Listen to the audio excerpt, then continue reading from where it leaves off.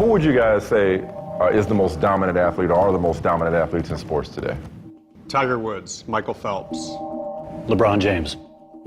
Kobe Bryant. Usain Bolt. But I got a guy who's not a household name, but he is as dominant, if not more dominant, than any athlete in any sport. He's been breaking records, breaking barriers, and making history since he was a little boy. I know who you're talking about. My son has his poster on the wall. All right. I mean, with that generation, so he is a household counts. name in Tom Ferry's house. That's right. Okay. James Babba Stewart, right? Yeah, that's him. Yeah. This is a guy who makes his living on the dirt. He's the fastest man on 2 wheels.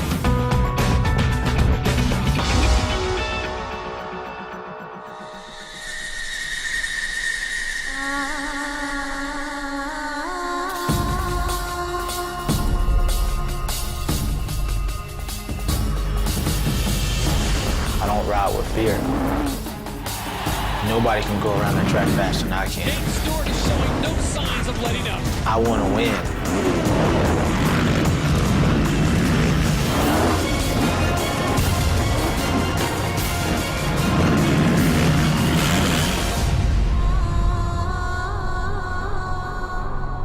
Are you the most dominant performer in any sport?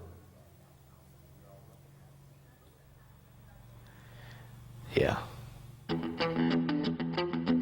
In the 85-year history of motocross, no one has ever seen anything like James Stewart. James Stewart seems to be from another world. James Stewart is the fastest supercross rider on the planet. He's an 11-time amateur champion, youngest supercross champion, winner of 40 of his last 46 races, and the first African American to win a major motorsports championship. The 23-year-old Stewart is often compared to another dominant, groundbreaking athlete. And just like Tiger Woods, the driving force behind Stewart's success is his father. My dad used to race when I was younger, so he didn't put a basketball in front of me. He put a motorcycle. The day that James came home from the hospital, before I ever took him in the house, I crunk up my KX250 and I give him a ride on the bike. He was 3 days old, and I kind of eased off the clutch and took off, and then I was one-handed holding him and riding the bike. Stewart grew up in an all-black neighborhood in Winter Haven, Florida. His father worked at a packaging plant. His mother at a fast food restaurant. Stewart's parents bought him his first motorbike when he was 4 for Christmas. Father and son would often race at the all-white motocross track a few towns over.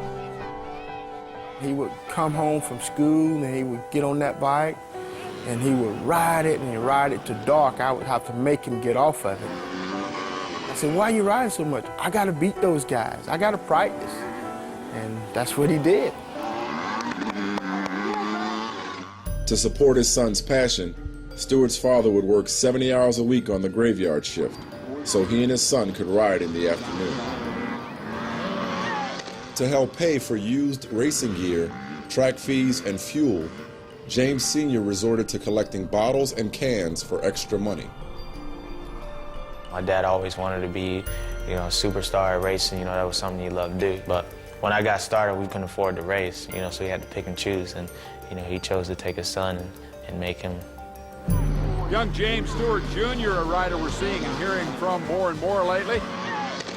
Was there any tight times out there for you, partner? No. What are you going to do the third moto? Win that. While his son was breaking records as an amateur, James Sr. says he shielded him from the reality that they weren't always welcome in a predominantly white sport. I faced it a lot. I remember we went to this track up in Alabama. The guy looked at me and he said, we don't race niggers here. And I said, good, because I come here to race a motorcycle. James, he was little. He said, Dad, what'd that man say? I said, don't worry about it, son. It's all good. Let's go ahead and kick that butt and we go home. It didn't hit me until my first year in pro that I was different from everybody else. I mean, if you would ask me, I probably said I was white. People would boo me, for getting second and, cheer a third place guy. It didn't register me that I'm black and they're white. and I never paid attention because at the end of the day, I was just trying to beat them. But at a race in 2007, Stewart couldn't ignore the racist taunts of some spectators. We was up in, stayed up north, and, I hear people call me N-word. They was hanging over the fence, flicking me off every time I came around the track. Every lap I would come through and give him the thumbs up, he would get even more pissed off and hang over the fence and flick me off even more. I didn't care. Was there any part of you that was hurt by hearing that? I feel like me getting mad at them and me doing something to them that's what they want. So for me to give them the thumbs up, it showed that I'm a bigger person, and to me, you don't even matter. But it's not only Stewart's race that makes him stand out, it's the way he races. I get scared every time I race. I get on the gate, I freak out. I'm scared. I hate doing this. I don't want to do this. Every time we start at the motorcycle, I say again, this is what I love to do. This is why I come here. This is why I train, because I love to have this feeling, that scared feeling of not knowing what's going to happen. I guess in a sense, I'm so afraid of losing that I scare myself to win. He is shot out of that starting gate like a bullet out of a gun. Well, it looks like James Stewart has blown everyone away here. Triple, triple, triple. How good is this guy? James is the fastest guy, for sure, that's ever raced a motocross bike. Ricky Carmichael is widely considered the greatest motocross rider of all time. Carmichael competed against Stewart before retiring in 2007 and says that Stewart takes risks most other riders don't.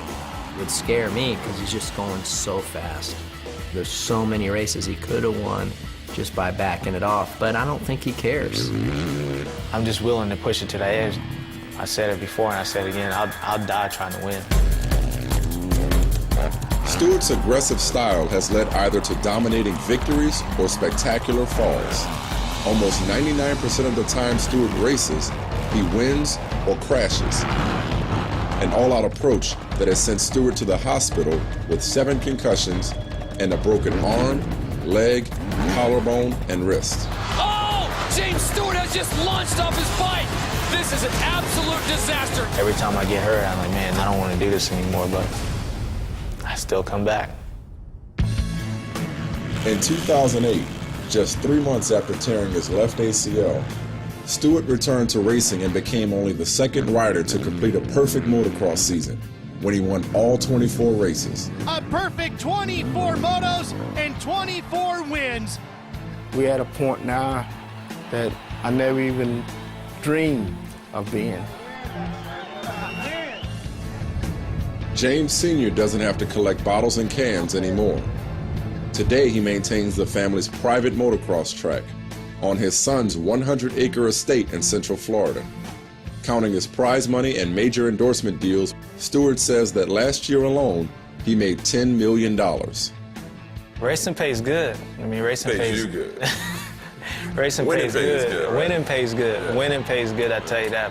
And I don't feel bad of anything I've ever done. The $10 million, whatever it is, I don't care because I know where I came from. I earned every penny of that.